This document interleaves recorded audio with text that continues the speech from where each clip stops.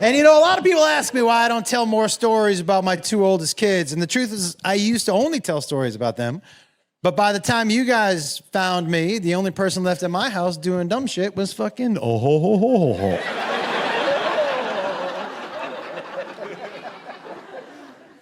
And so, look, man, and I raised 3 kids by myself for a little while. And if you have ever raised kids without money, you know that sometimes you are the entertainment, right? You can't pay for it, so you have to invent something fun. And so I know some people have some parenting hacks. I'm going to throw one out for you. So we couldn't afford amusement parks, roller coasters, shit like that. But the kids loved roller coasters. So instead of a roller coaster, I would take them to an empty parking lot at night. And I would put them in the trunk of my car, and I would just drive around real fast. Like Space Mountain or some shit, you know? The fun for you is pumping the brakes, because you can hear ooh, ooh in the trunk, which is pretty funny. We used to play IKEA, hide and go seek at IKEA. It was like a big indoor house where they wouldn't let the kids outside. It was perfect, you know? I will tell you also, I was parenting before there were baby changing stations in men's rooms. And I'm sure a lot of you guys did too. And if you had to parent before then, you changed your kids in some weird places. I will tell you, one time we were at IKEA, and so I'm walking out of the men's room. Jacob, I need to change his diaper. There's no baby changing station in there. Jacob was like 1.5 years. My daughter, Caitlin, was probably 5. And Trevor, my oldest son, was like 6.5. And I come out of the men's room, no baby changing station. I see a woman come out of the women's room, and I said, hey, can you do me a favor? Is there a baby changing station in there? And she said, yeah. I said, is there anybody in there? And she said, no. I said, can you do me a favor? Can you watch the door? I just need to change my son. And she was like, yeah, of course, no problem. And so I put Jacob down on the baby change station. I know we're under some sort of time constraint because we're in the women's room. And I take off his diaper. And if you've ever changed a baby boy before, you know that if you don't put the splash guard up, there's a chance that when the air hits the dick, they're going to pee all over you. And so I took that diaper down, and he peed all over me, man. And I had never had pee in my mouth I hadn't paid for, you know?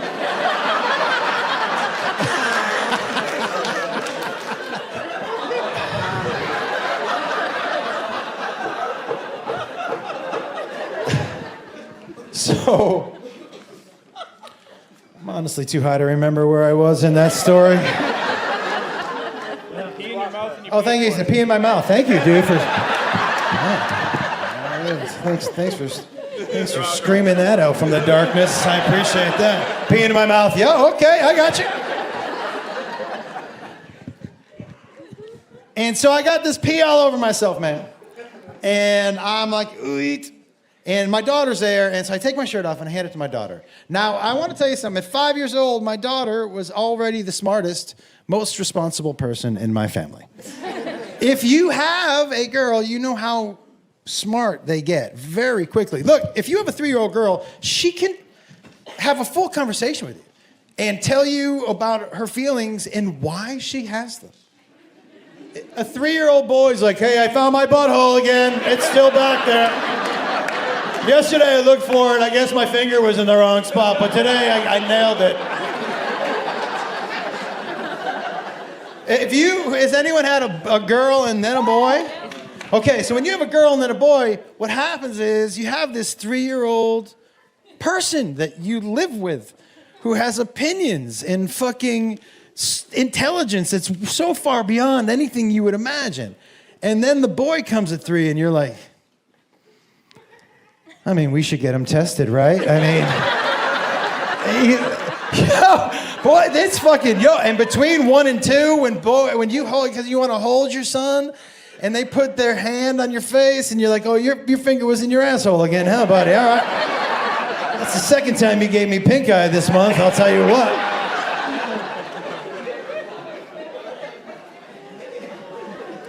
Well, my daughter's smart, man. She's smarter than all of them. So I say to her, hey, I give her my shirt, and I go, hey, do me a favor. Just put this under the water in the sink. Just get a little pee out. And she said, okay.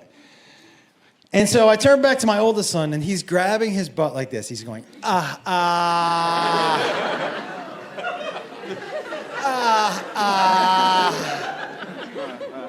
I go, hey, we're not doing that in here.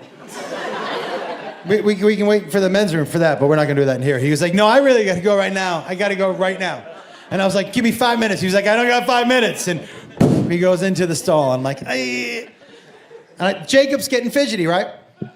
And guys, if you have more than one kid, you know that different things work on different kids, right? And the only way to calm Jacob down when he was a baby was to hold him upside down by his feet. It was something about, look, when the blood rushed into his head, you could see him like, oh, you fell for it again? Huh? All right. He fucking early stoner maneuver for sure. But so I turn back to my daughter to see how she's doing with my shirt. She's got the water on full blast. And she's washing my shirt like she's down by the river. Do you know what I mean? Like she's got it over a rock or some shit. And I'm like, what are you doing? And she goes, I'm trying to get all the pee out. I said, babe, it's gonna be wet all day. And she goes, no, it's not. I'm gonna do this. It was a real depressing moment because that realization, I was like, you're my smartest kid. Holy shit. So it dawns on me, we've been in this woman's room for too long. Let's get out of here. I knock on the stall door and I say to my son, I go, hey dude, pinch it off wherever you're at. We gotta get out of here. And he goes, okay, hey. And he said, can you check me to make sure I'm clean? Yeah, you know. Okay. So look, parents know. Some of you who aren't parents, there's a couple things you need to know. Things happen as a parent that they didn't write in any of the books. And the reason they didn't write them in a book is because if someone had ever written them in a book, everyone would have read it and been like, I'm not being a fucking parent. Are you kidding? There are many things. One of those things happens to be, at some point in time in your life as a parent, a small human is going to walk into a room you're in. They're going to be naked. You don't get to pick the room. And they're going to walk in, and they're going to turn around, and they're going to go, hey, will you check this to make sure it's clean? And the first time it happens is a fucking shocker. You're like, what? What? Is this parenting? I quit. What is that? Is your asshole open right now? How long does this stage last? I don't like this. You know you're in the living room right now. Your asshole's open right in the living room. Did you say hello to the guests? Why is your asshole open in the living room? Oh no, it fucks you up. I'm not gonna lie to you. You're not ready for it, you know?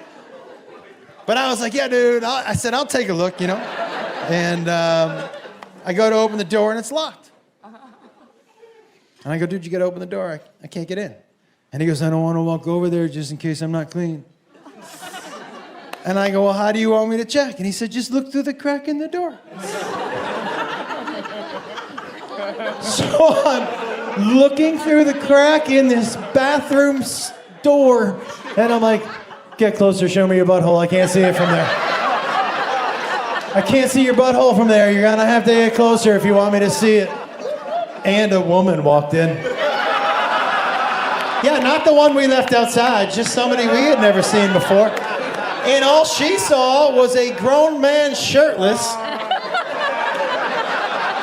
holding a naked baby upside down, peeking through a stall door, going, get closer, show me your butthole. If you want me to see your butthole, you're gonna have to get closer.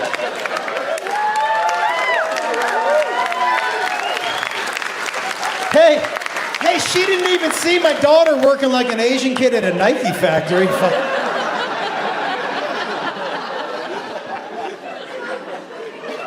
Yo, she screamed. She screamed and she ran out. Yeah, I don't blame her. So I turned to the kids. I'm like, hey, everybody, we gotta go. Daddy's about to get arrested, you know? It's time. I just wanted to get out of there before she came back with whoever she went to go get, you know? So I put, you know, my wet pea shirt on, and we put the diaper on Jacob, and you could tell by my oldest son's walk, he was not super confident in the wipe, you know, it was like this. And he kept talking about where he thought he missed. Can I tell you something? He was not a confident wiper. His theory was that since he was a right-hander, he was strong on the right, but weak on the left. So he'd always be like, check the left. Did I get the left? Check the left. So he's waddling, you know. And I'm just trying to get out of the store before there's trouble, but here she comes, man. And not with 2 security guards, with 2 police officers. You could tell by the speed with which they walked towards me and the serious look on their faces that she had told them exactly what she saw. Dude walked right up to me and he goes, hey!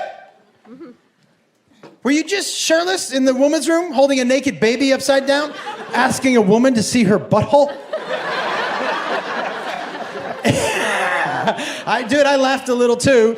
I did because I was like, dude, I'm not gonna lie to you. When you run it together like that, it does sound pretty bad. Yeah. Totally get why you walk towards me like that, yeah. But he was like, hey, I go, no, man, you know, no baby, change of station, and my son had to poop, and he goes, oh, which kid? I go, right here, him. And he was like, well, bring him over, I need to verify. I go, verify? Like, he's 7, you know, he's already a little uncomfortable with the wiping situation. But if you talk to him about pooping, it's really gonna embarrass him. I was like, can we just not do that? And he was like, no, actually. Unless you want to see someone get embarrassed. I was like, no, I'll get him right now. But I walked over to him, man. Do you know how badly I wanted to be like, hey, Trev, just go show him. Oh, he would have been too. He would have been like, see, I'm strong on the right, but the left is a little weak is probably where it is.